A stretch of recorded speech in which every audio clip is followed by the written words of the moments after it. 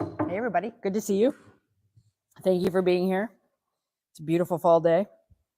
So I wanted to start off a little bit today talking about this is a progress update on where we are on serving Oregonians who are experiencing homelessness, and then we'll have some time for some questions. So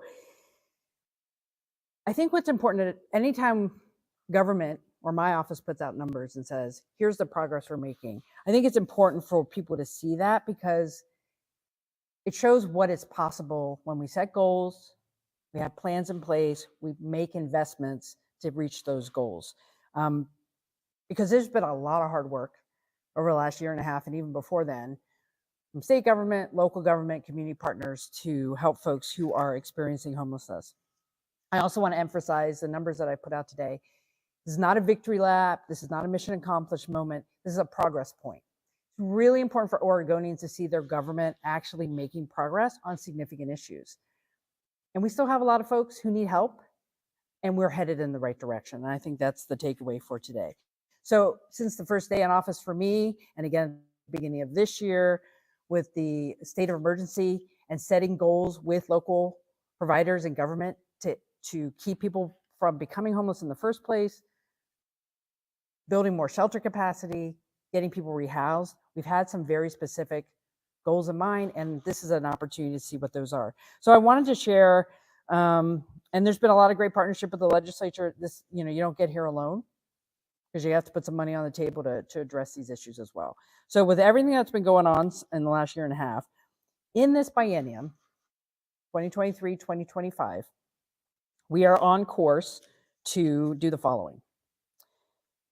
We will be able to maintain 2,400 or more existing shelter and navigation beds, 1,700 or more new shelter beds in Oregon communities have been added and will be sustained through the biennium. So if you think about that, that is 4,100 beds, navigation center beds that are going to be maintained through the biennium because of setting goals and bringing resources to the effort at hand.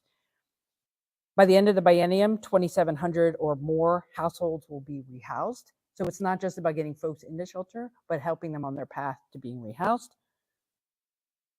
Prevention is the most cost-efficient way to address this crisis. So by the end of the biennium, 24,000 or more households will be prevented from becoming homeless in the first place.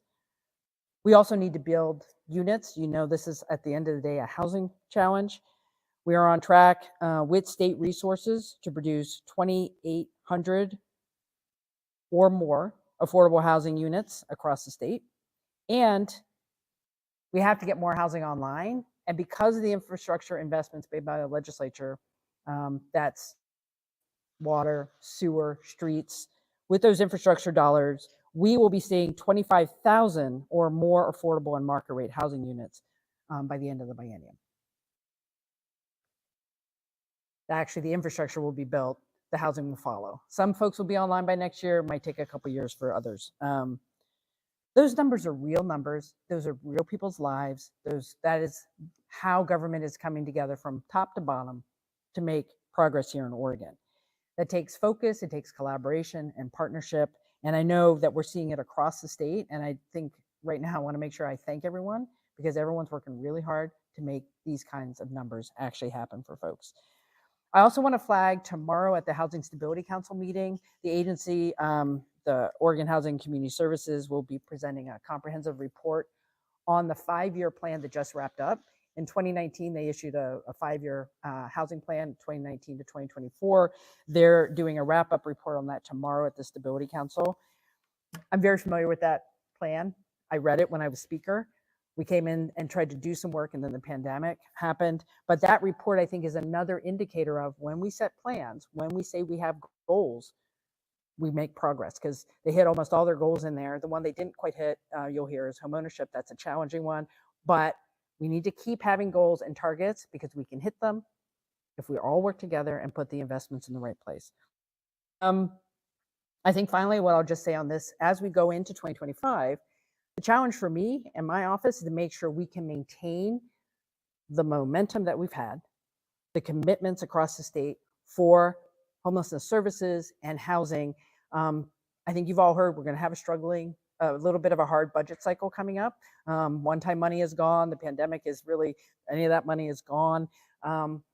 We as a state need to maintain our commitment for these services, because when we do, we change people's lives. That's going to be hard in this budget. I'm still committed to doing what I can to keep these numbers going forward. But at the end of the day, I want people to know when you set those targets and you invest, you actually can make progress. And with that, if you have questions about that, we can get you more details, but also happy to take other questions. So.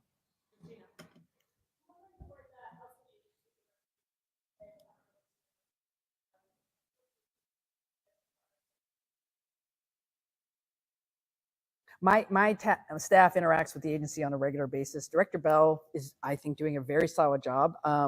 She is, I see her, I know she's out going to openings as well. So she's pretty busy. So is there a specific question about the director? Because it's my press conference. So, yeah. I have a remote question. All right, from Jeremiah Treats. After the Supreme Court overturned a lower court ruling in Grants Pass versus Johnson, cities across the West are moving to criminalize homelessness. Oregon theoretically protects homeless residents under its objectively reasonable standard, but some cities here are begging for more permission to punish homeless residents, using Grants Pass as a blueprint. Today, Disability Rights Oregon sent a letter to Grants Pass city attorneys outlining how its ordinances may violate multiple anti-discrimination laws, including the ADA Rehabilitation Act of 1973 and the Fair Housing Act. How is your office working with local jurisdictions, the Oregon DOJ, or other specific agencies to uphold the civil rights of homeless constituents under current state law? Jeremiah, thanks for the question. So I've not seen the letter from Disability Rights, or I'm not up to speed on some of the issues down in Grants Pass right now, but we can talk on specifics. Here's what I will say. We have cities who are following the law here in Oregon and are doing everything they can to maintain objective standards of where folks can be, and also trying to meet the needs of folks who need to be in different places when they're sleeping outside. So in terms of legal protections, I think the law is very clear there, and it is up, obviously there's lawyers involved here in Grants Pass, but I don't think I can say much more than that. I think it's important to follow the law. There's a law in place that says you have to have reasonable objective standards in your community to serve folks who are outside. And my expectation is people follow the law. Going off of that, I know Portland Mayor has called on the state kind of saying they are limited in their efforts. Any thoughts on that? Any thoughts of changing the state laws in the future? Well, I think Portland has a new ordinance in place, and I think they're working to make that work.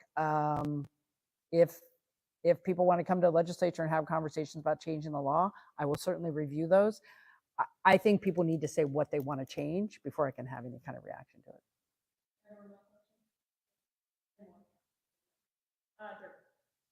Okay, you got a lot of modeling today about what we're going to accomplish. What does it tell you about how we move the needle in point in time forward, and whether or not we're going to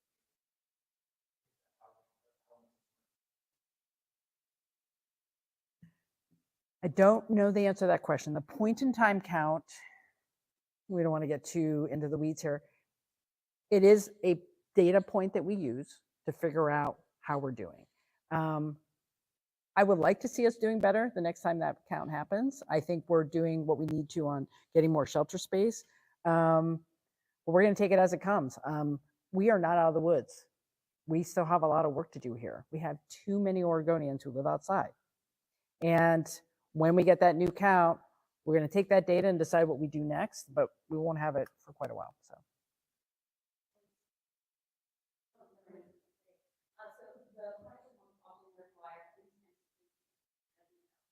Some of the case managers in the metro area are telling me that their caseloads are nearly double the national standard. They're spending upwards of 12, 13, 14 hours a day doing paperwork. And maybe if you're lucky, they'll get an hour a day to spend with real people, 25, 30 other clients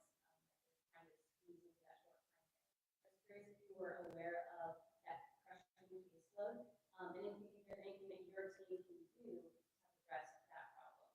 Well, I would certainly want to hear directly from communities about what they need to be different, and not knowing totally the situation. But if we're talking about case management for folks who are experiencing serious mental illness and are also experiencing homelessness at the same time, um, we do need to make it simpler for those folks to work with individuals, those face-to-face conversations, those ongoing relationships with people. It's what is going to help them get better and more stable.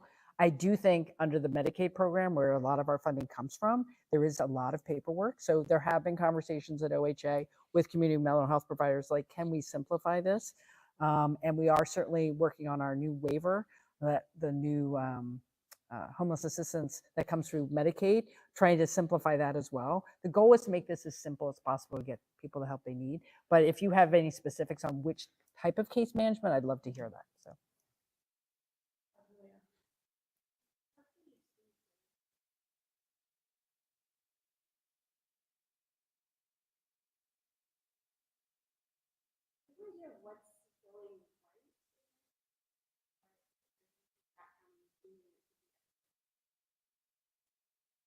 So if you recall, when I had the homelessness state of emergency last year, Lane County was one of the continuums, one of the groups that were very prepared on day one to get started. So I think they just had a better infrastructure in place, much stronger partnerships, probably good relationships with their landlords, because rehousing also takes, knowing where you can place people for housing. So I praise Lane County for the work they're doing. I think they've been very strategic about how they're working together to solve problems there. But we can look into it more. But the rehousing piece is challenging. I think that's a hard part for Portland. Having those relationships with landlords, finding available housing places. So we got to see what Lane County is doing and see if other places can model that as well. So I'm glad they're doing as well as they are. And then talking about that dashboard, it showed at least a need on at least rental assistance or people coming home in the first place, 20%, a little bit lower maybe than you. So any kind of idea of what it will take to kind of make sure you. I believe in being really transparent. I think our largest challenge right now is on the eviction prevention. Our dollars are going quickly. Rents are up. We have a lot of people who are still very unstable. I think you saw the article about folks who are in subsidized housing, also having trouble paying their rent. I think it's the biggest challenge right now. So we need to maintain the resources as rents go up. That is going to be challenging. And I think it's going to be a big challenge for the upcoming budget as well. I think one of the things I would say for the community providers who are on the ground, keep up the good work. I know it's hard, but connecting with people and keeping folks stable is really is much more effective in the long run. I don't have any specific answer there. I think there's a little bit of lag on the data as well, so we can look into that, because I think there is a little bit of lag on the data on the emergency order, because I think it's only through June. Yeah.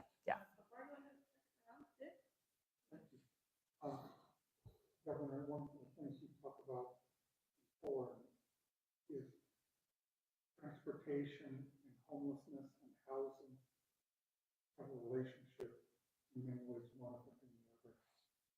What is your role in helping the transportation discussions that are going on come to some bipartisan agreement that can pass the legislature?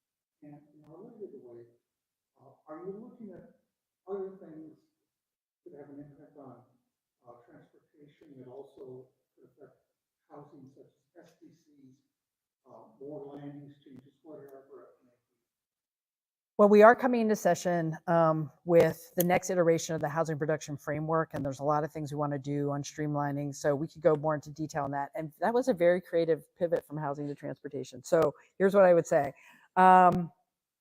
In the housing development side, we can be doing more in the state and accessing federal dollars for transportation-oriented development, particularly in areas that have, very robust transit districts.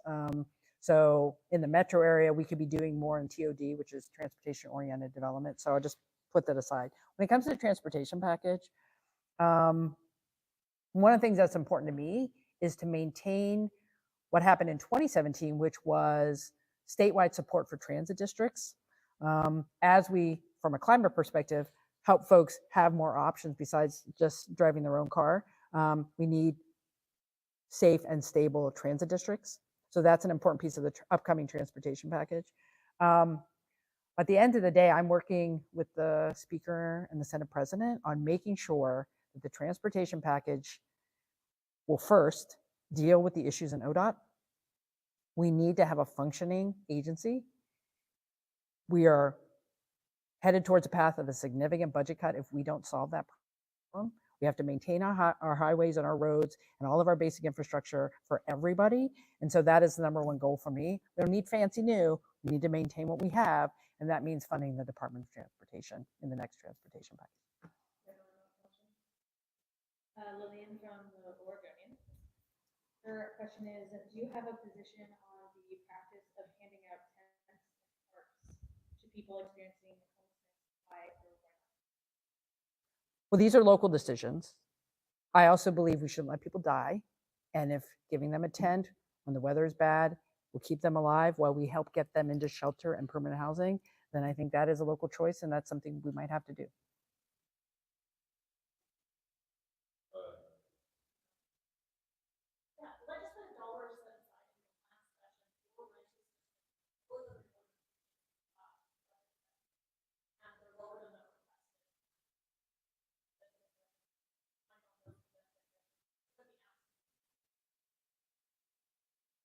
I am working hard to make sure we maintain the state's commitment on rent assistance. We're also looking at continue to move forward on a long-term rent assistance program. So it's not just episodic rent assistance. I'll also be honest, that's a challenging budget conversation, but I'm hoping in my budget to be as large a number as we can on rental assistance because it is the most cost-effective way to address homelessness, keep people from becoming unhoused in the first place. But yeah. Well, the economy is strong and caseloads are up. There's a lot of need out there. I think you're seeing this as a national situation as well, where we're seeing more folks who have needs that are being met through publicly funded programs, more folks on the Oregon Health Plan. It was great that we have maintained, we're now at 97% insured in our state. A good chunk of that is the Oregon Health Plan. Those are resources that we have to commit to maintain people in healthcare. I've made commitments for our state school fund budget with the reassessment of the current service level budget. That's another $500 million to add to the budget that we hadn't anticipated. So for me, it's making sure we stay focused on the priorities, funding our schools, funding housing and homelessness services, and our behavioral health crisis. Doing all those, it will be challenging given our revenues situation. From Claire Rush with AP. The data dashboard published today shows that some counties, such as Clackamas and Malheur County, not rehouse a single person between January and June. Is your office working with counties to make sure they're meeting their goals? And if so, how? Yes, we are reassessing on a regular basis with all of our communities to hit their goals.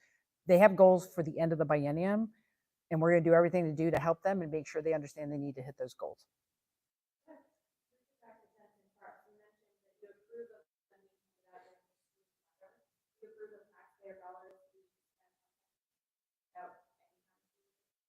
I support keeping people alive. Sometimes that's what people need. The ultimate goal is not the tent and tarp. That is a mechanism to get folks. You build a relationship like, are you safe and secure today? Great, let's get you into a shelter. Are you in a shelter? Are you ready for stability? Let's get you into housing. This is a continuum conversation.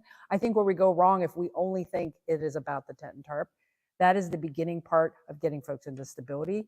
And that is really a local decision, depending on what. I would rather have folks have the outreach to get folks in the shelter. I think this is the first time we're hearing about this. I can find out and asking that. I didn't realize there were goals. First time I heard these numbers. How did we arrive at these specific numbers? I noticed that the rehousing piece is a lot lower than what like current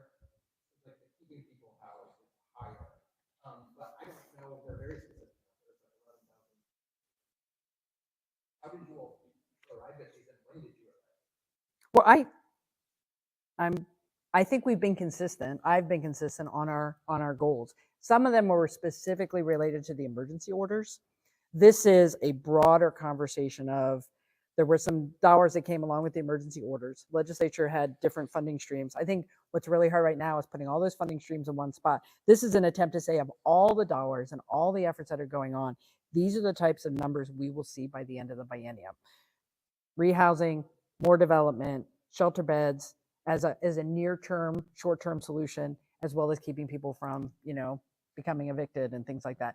None of those have changed. I think this is our attempt to say there's a lot going on. These are the broader goals. We're on track to hit these goals by the end of the biennium because we have stayed focused. Yeah, I was talking about the yearly goals, like a couple sentences. Yeah.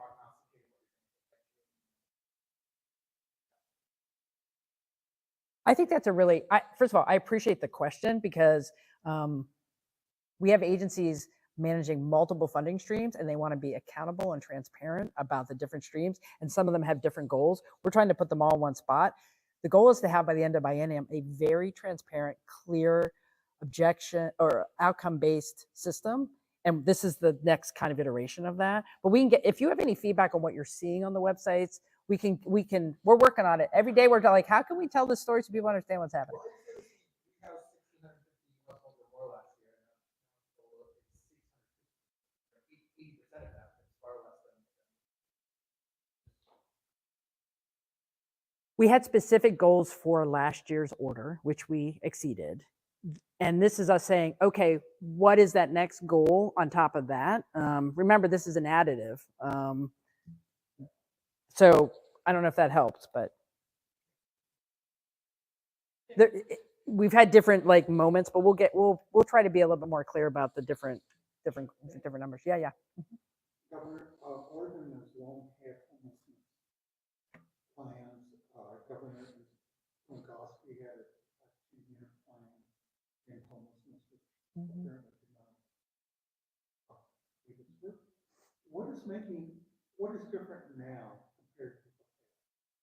And why? I just got back from DC and Virginia, where I saw hardly any evidence of homelessness. Why is Oregon still having this issue? And what is different about solving it this time?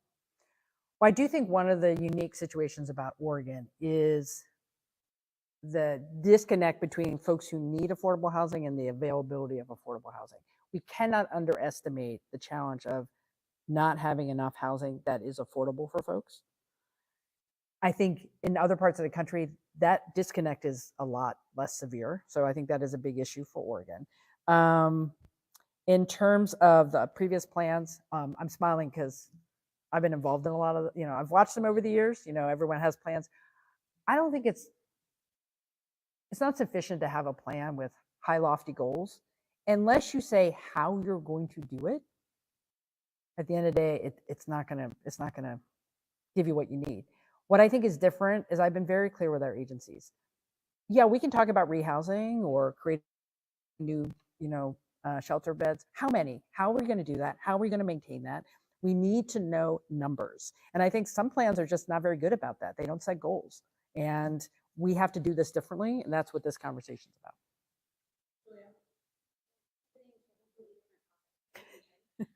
Can you address both the data that was released today by these are still falling behind COVID or whatever pre-COVID, and also do you know why ODE wanted to hide that data?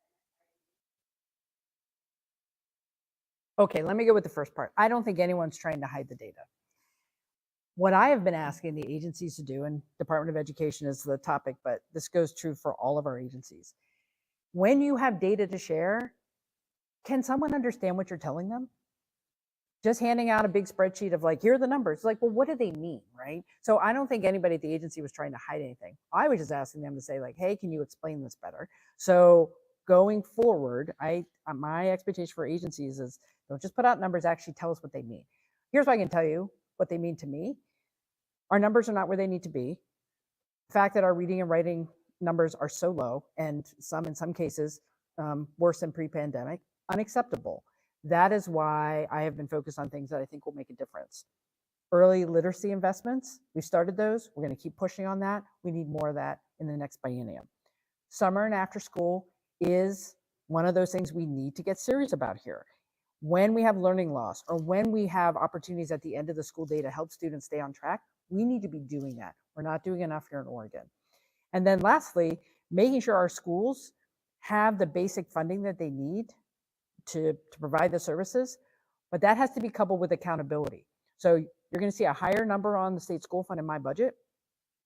We will be also talking about greater accountability aligned with what we're trying to achieve, improving attendance, improving graduation rates, improving reading and writing and math scores.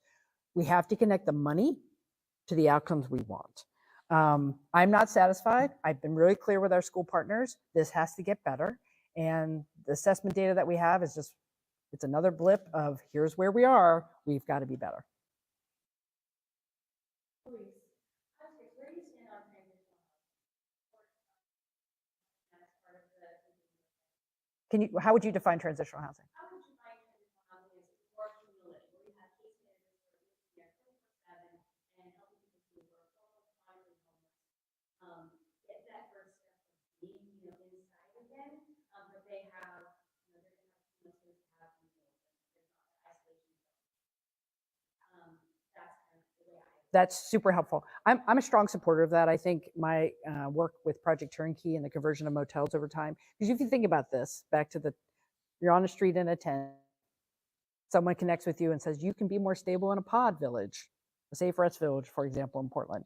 Are you ready after a couple months to move on to maybe a turnkey site, a motel site where you have a room and there are services on site, there are resources for getting fed on site, and then into housing? Folks who have been traumatized by chronically living on the streets need a pathway to stability. I think on the other piece, some folks are going to always need a little bit of help. So permanent supportive housing is really important. In fact, right now the agency is trying to set some standards across the board on what we mean by permanent supportive housing. What is the right level of support? For some folks, they just need someone on site for an occasional question. Other folks are going to need help with getting fed, maybe getting help with their medications. That's a different type of permanent supportive housing. So we're trying to figure that out. Our continuum has to fit multiple needs, and we have some gaps right now, but I think permanent supportive housing is an important part of the continuum. One more question.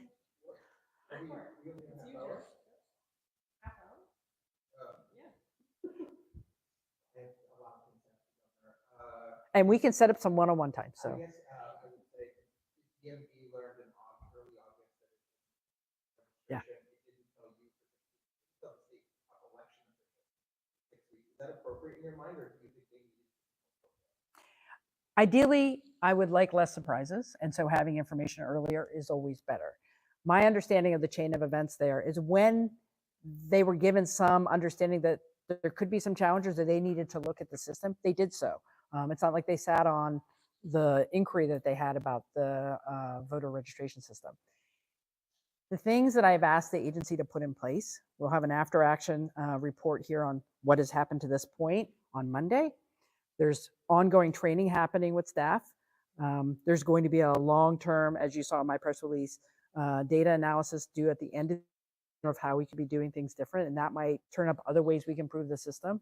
And really the Secretary of State and the DMV have to have some kind of calendar of, these are the things we need to check on a regular basis.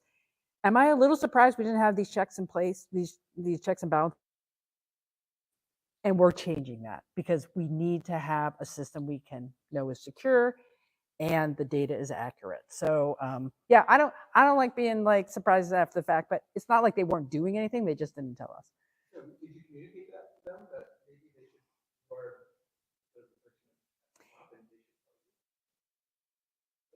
well, I'm also realistic enough that not everything revolves around my office all the time.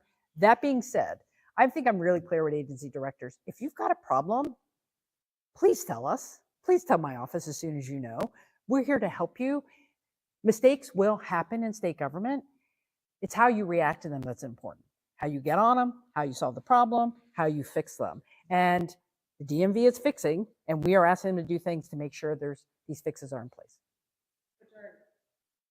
You want to talk about the UGB and why you made the decision?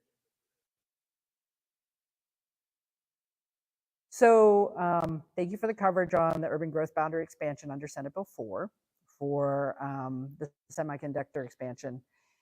The public hearing's on October 10th. We are following the law passed by the legislature to provide additional land for growth of the industry. The approach I've taken, I think, is in alignment with the law and the intention of the law.